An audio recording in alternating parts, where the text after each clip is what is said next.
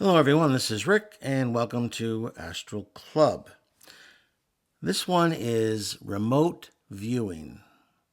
Before we get into it, just want to mention Patreon. If you'd like to support Astral Club on Patreon, you can certainly do so. When you join, you get advanced episodes every week.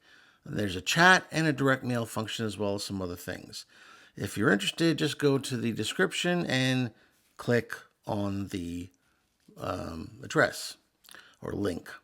Next up is astral projection lessons. If you'd like a lesson to learn how to astral project, be more than glad to work with you. I work with folks now all over the world. All you have to do is go to the description and there's the email.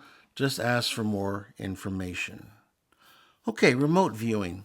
I'm going to be using Robert Bruce's book, Astral Dynamics, here, as well as a little bit of my own information. Remote viewing is a cousin, you might say, of out of the body projection, like a younger cousin. In astral projection, you are asleep, essentially. And what happens is your astral body leaves your physical body and then travels the astral plane, going in space and time, different dimensions, and what have you. However, in remote viewing, you are in a sort of trance and you can communicate and you can hear someone who is talking to you, perhaps giving you instructions, and you can speak back to them because you have a level of awareness. Now, you may talk slowly, maybe with a little bit of a slurred speech, but you are essentially inside your body, but you're sending a stalk of consciousness out to another place somewhere. And that stalk of your consciousness is seeing what is happening on the physical plane. Whereas when you're in the astral plane and you're projecting, you're seeing what's on the astral plane. Now, Bruce calls remote viewing remote eye projection. It's the same thing. He goes on, he says that remote viewing occurs while the physical body and the mind are awake and functional, if only just barely. Like I said, you're in kind of a trance. The physical body is still capable of sluggish movement. The physical body does not move when you're astral projecting. And you can even stand and walk and go to the bathroom, especially if you have experience in operating in a full trance state. Speech is possible, but takes effort and is usually slurred. However, the projectors are fully capable of speaking and of giving a running commentary. Now, an astral projector cannot do that because your body is in a complete sleeping state. The thing that is you, the consciousness in astral projection is elsewhere. You're not going to talk to anybody until your astral body returns and you wake up. But in remote viewing, you can actually converse, even if it is slower, let's say. The view from this remote viewing may come and go, especially if the remote eye or the remote viewer projector attempts to undertake any activity that requires more than partial attention. So it is possible to speak and to move around, possibly, but you're not going to do complex physical things while you're doing this remote viewing. Now, remote viewing is less dramatic and less commonly associated with astral projection than are normal spontaneous projections. But they are not exactly a rarity. They are caused, I think, by the projection of a very low-powered version of the real-time double, the real-time double being the astral body, with a barely noticeable mind split. It's barely noticeable because you can still converse. A weak version of the real-time double is projected, so let's say 10% of your consciousness.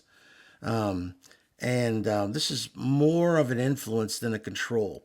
If left alone, the remote viewer will continue moving about, changing direction, even flying at times, completely under its own volition.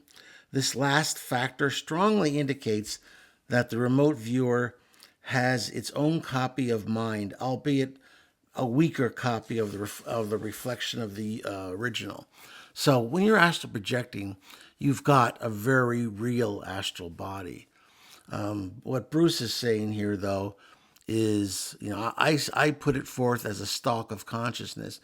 He says it's a very weak, faint version of the astral body because you're working at very low power, let's say. With astral projection, you're at 100% power. With this remote viewing, you're at maybe 5, maybe 10% power. So it's much more tenuous. But the one strength here, and certainly the military and intelligence agencies in the U.S. have found more success with remote viewing than they found with astral projection. Basically because astral projection is giving you information of the astral plane. Now, the lower astral often corresponds to a high degree to the physical, but it's not exact. It's like a shadow. Like in the summertime, when you see shadows of a building, you could tell that shadow is of the building, but it's a little distorted. That's what happens when you're in the lower astral, trying to report on what's going on in the physical. But when you're remote viewing, the benefit here is that you're actually seeing what's going on in that distant physical spot. You're seeing, and that certainly you can see would be helpful in intelligence gathering because, hey, they want to know where's the enemy base and how many troops do they have and all that kind of stuff. Now, Bruce says that the mind split effect is quite evident here. He says remote viewers clearly perceive themselves as existing in two separate locations simultaneously. Now, that's very different from astral projection, isn't it? When you astral project, you are elsewhere on the astral. You have no sense of your physical body. You, the thing that is you, is right here on the astral plane. But when you're remote viewing, you have this dual sensation that you've got this consciousness at this distant point on the physical plane, but you also have a consciousness, a very real consciousness of your physical body that might be lying down on a bed. And you might even be talking to someone who's guiding you through where to go next. So you've got this dual sensation that you do not have with astral projection. Now, he says this type of experience happens spontaneously sometimes, but there are people who are experts at remote viewing who do it quite deliberately. And I believe I did an episode a number of years ago where I talked about some of these secret government programs that tested not only astral projectors but also remote viewers, and they found that the remote viewers were much more useful from an intelligence gathering standpoint because they were gathering information from the physical plane. And whereas astral projectors, we're gathering information that's on the astral. And as I said, the lower astral might be close to the physical, but it won't be exact. He then says in remote viewing projections, he never experienced the paralysis, only physical heaviness and sluggishness. Anyone who has projected knows what paralysis is. Your body has to enter a paralytic state in order for your astral self to get out. Unfortunately, there are people who have entered that state, and that's the state that your brain puts your body in when you want to dream. Because, imagine if, you're fighting somebody in your dream and you ended up throwing a punch that you actually did in your body. That happened to me once. I was having some nightmare, and I threw a punch at whoever I was fighting, and I ended up hitting my end table. After that, I always moved it further away from the bed. That's because, I woke up just in time to smash my hand into my wooden bedside table.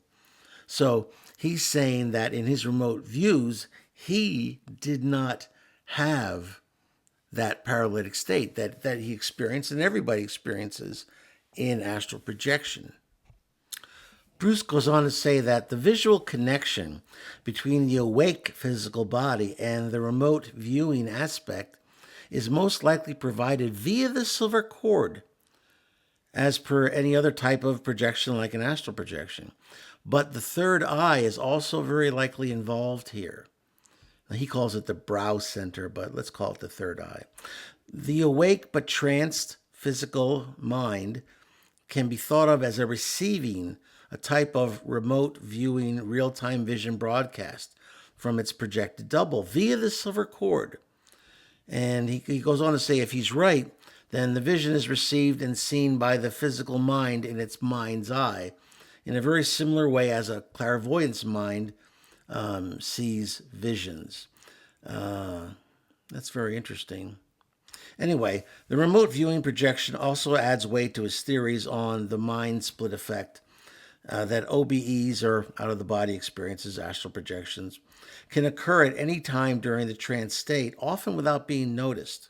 So it's probably pretty easy to slip into an astral projection state from a remote viewing state. I would imagine what you'd have to do is to deepen your trance to a point where you can initiate the paralyzed state of your body, and then you could initiate an astral projection. So they are cousins, you might say. One is using a 10% power and it sees the physical, but the astral projection, you're using 100% and you're on the astral plane. Bruce finishes the topic with, he says, projections fall into this category, often involve clear perceptions of duality. He's talking about remote viewing here, with consciousness often flickering back and forth between the physical and the remote aspect for the duration of the experience. A remote viewing projection experience has a different look and feel to the more common types of projections like astral projection. It's also, he says, it's far more mentally and energetically draining if continued for any length of time, which I find interesting. But, I'm not an expert remote viewer, so I'm taking Bruce's word for a lot of this kind of stuff. At any rate, that was his basic theory on remote viewing with some commentary by me. If that's something you want to try, my guess is that if you can astral project, you probably could learn how to remote view. It's like I said, it's a cousin of the experience. Essentially, if you're a remote viewer, you probably could easily become an astral projector, because if you can put yourself into that trance state to experience a remote viewing situation, then you probably could deepen it, get to the state where you're paralyzing your body, and then you could leave your body and have an actual astral projection. They're both valuable experiences, and certainly one is going to give you information on the physical, and then astral projection is going to give you information on the astral.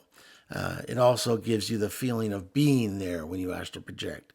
Whereas, when you're remote viewing, you've got that duality. You know that you're in two different places, and you're kind of working on low res on the remote viewing end of things. But hey, you are getting information from the physical, and that certainly has its advantages. Okay, well, that's a little bit on remote viewing. And if you like that, please hit the like button, share it with those of like minds, subscribe if you haven't already, and make sure you leave some comments or questions if you have any. Always glad to read those things. It's always interesting. At any rate, this is Rick, and I will see you on the astral plane.